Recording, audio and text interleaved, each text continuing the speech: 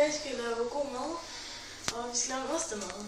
Og det, man skal bruge, det er rugbrød og sennep og ost.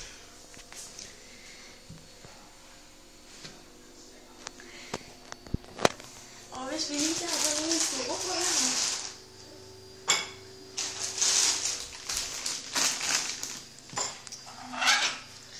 Og så skal der lidt med sennep på. Ikke for meget. Det kan man ikke rigtig godt lide. Men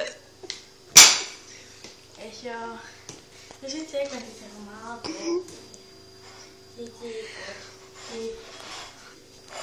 Så ikke for meget hennep, vel? Og ja, ikke så meget. Ikke. Ja. Og nu til ost. Det tager man bare lige 1, 2, 3, 4 stykker på. Men heller ikke for meget der. Man skal passe på med ost. Whoopsie, siger man så.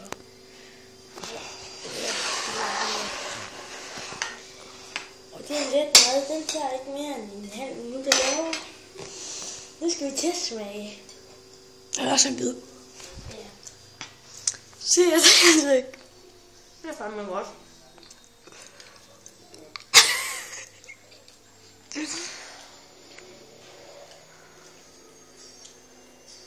Ja. Der må måske kan man komme lidt mere sennep på. Topbrødder det. Ja, det smager fandme godt. Ja. Vigtigt er, at vi så lige har noget skåret ned. Er det ikke gået færdigt nu? Hej. Hvad skal med nu? Jeg vil gerne lige sige tak for alle de videoer, jeg har fået sendt lidt af hjerteskær ost. Og vi har simpelthen fundet den mest akavede. Ja. Tillykke, Joe. Mathias, du skærer. Hvis du kan det. Det skal man altid svære. Skær like a Joe. Okay.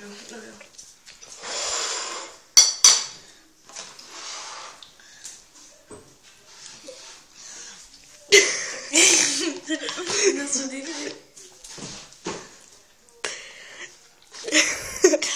Det kan du ikke med den der, man skal sådan lidt. Ja. Det kan jeg desværre ikke vise. Desværre, hej.